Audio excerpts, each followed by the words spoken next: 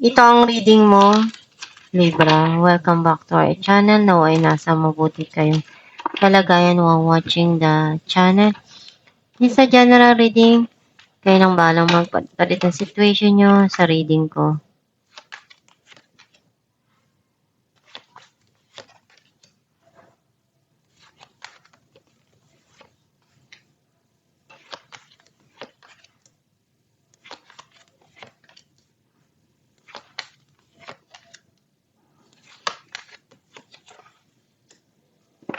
At the bottom of the deck, Justice. I feel like ang nasa-sense ko na energy mo, nakita ko na andun yung clarity and nakukuha mo kung ano yung justice na gusto mo. Meron kang hinahangad or inaasam dito na makuha. And andun yung kailangan mo ring i-balance yung mga nangyayari or ginagawa mo sa buhay. Ang mensahe ng card mo, andun yung pagmamahal na gusto mong ipakita, iparamdam, or itong tao na to, sobrang mahal ka niya. At gusto niya yung sabihin, iparamdam sa'yo. Minsan napapaluha ka at napapaisip.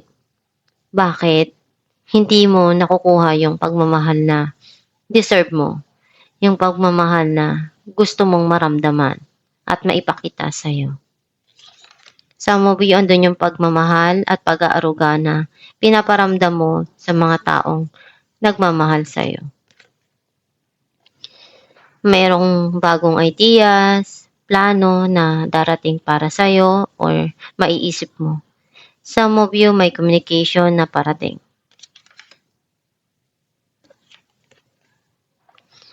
Nagsusumikap ka, ginagawa mo lahat ng mga kaya mo para sa trabaho mo, sa ikakaunlad ng iyong financial, at lahat ng pagsusumikap mong yan, pagdating sa huli, magpe-paid off din yan. Merong nag-end sa buhay mo or may tinuldukan ka kasi napagod ka na, nag-burnout ka doon, and gusto mo munang bigyan ng time yung sarili mo.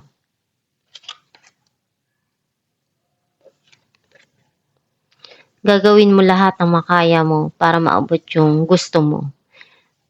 At ikaw yung tipo ng tao na hindi ka papayag na magpatalo or hihinto basta-basta.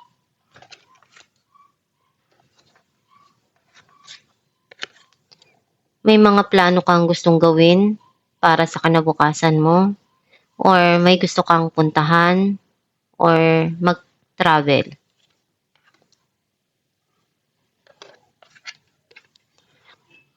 Naiiyak ka kung minsan dahil sa mga nangyari.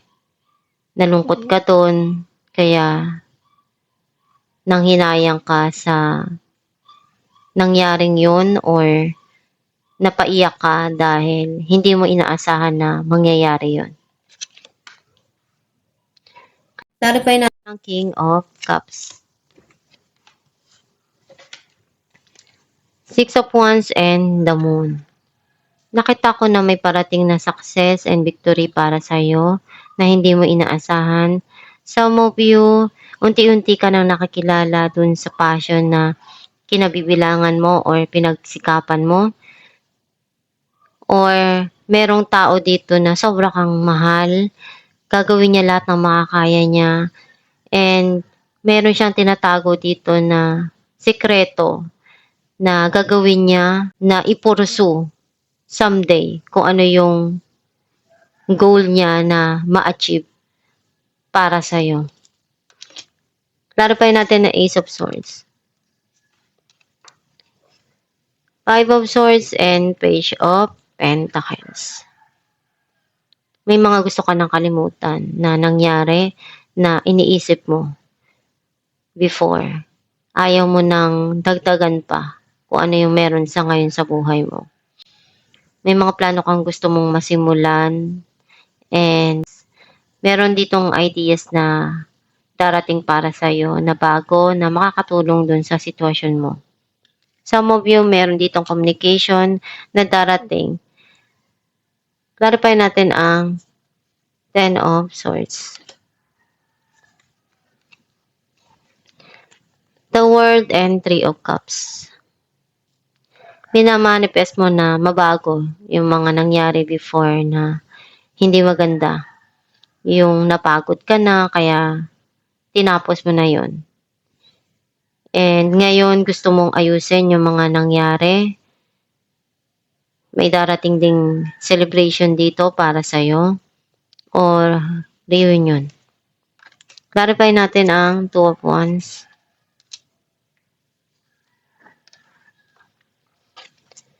Temperance and Seven of Pentacles. Kailangan mong habaan yung pasensya mo sa mga pangarap mo, sa mga ginagawa mo.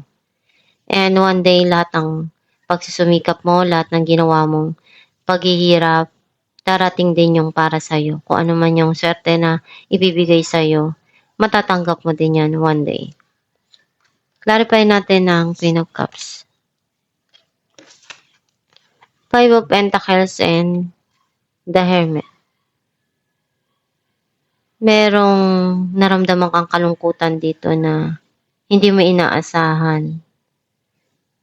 And may mga naaalala ka pa rin sometimes dun. Kaya napapaiyak ka pa rin kung minsan.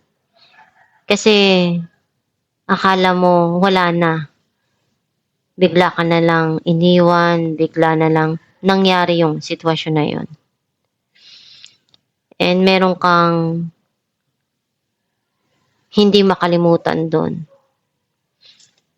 Clarify natin ang Eight of Pentacles. Six of Swords and Ace of Swords.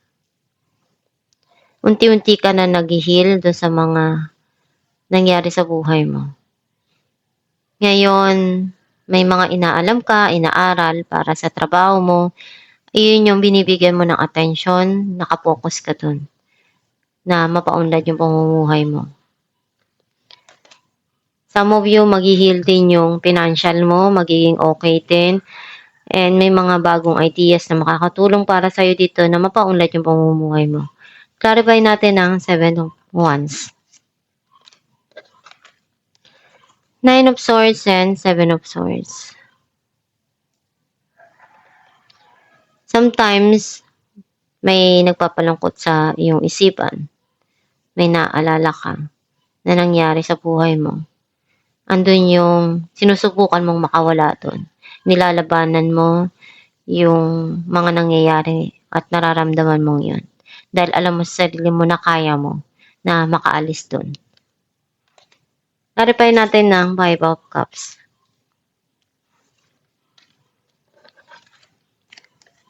Knight of Wands and Three of Pentacles. Very passionate ka kung ano yung gusto mo mangyari sa buhay mo. Gagawin mo lahat ng makakaya mo. Pagtatrabahuan mo yon na alam mo sa sarili mo na ini-enjoy mo yung mga ginagawa mo. Ayaw mong isipin na magkamali ka dun or mag-fail pa dun sa mga pinaghihirapan mo or pinagsisikapan mo.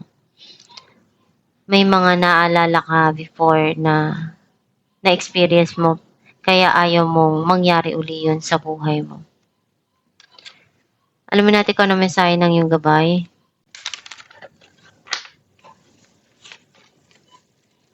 See only love. Look past the seeming errors, mistakes, and misunderstandings and see only the love within each person, including yourself.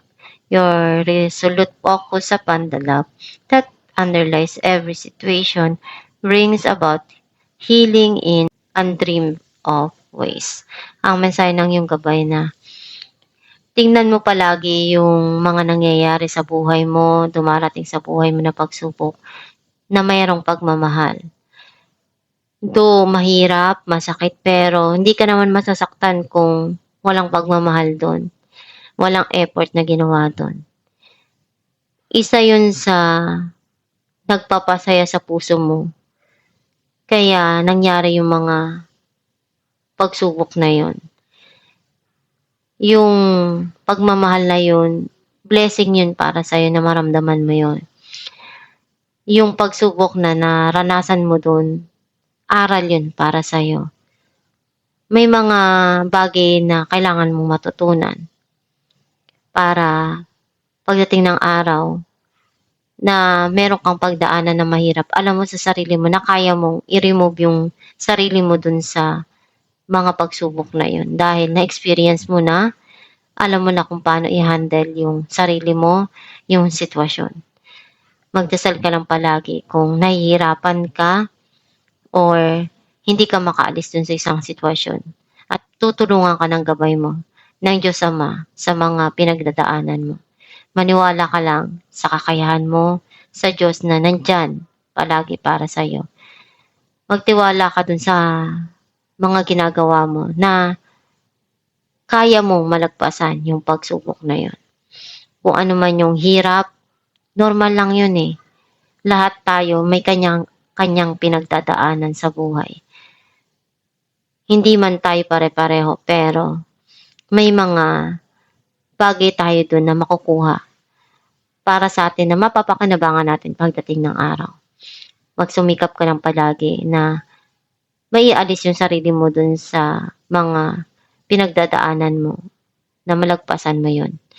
At isipin mo na kaya mo kahit ano pa yung hirap na yan. Magtiwala ka lang sa kakayahan mo. At itong yung reading, Libra, kung nakaresonate ka, kindly comment down below. Thank you for watching.